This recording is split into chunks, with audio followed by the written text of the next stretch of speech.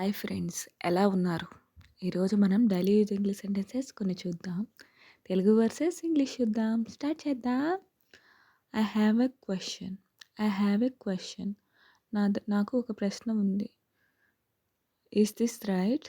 Is this right? ఇది సరైనదేనా? I don't understand that. I don't understand that. అది నాకు అర్థం కాలేదు.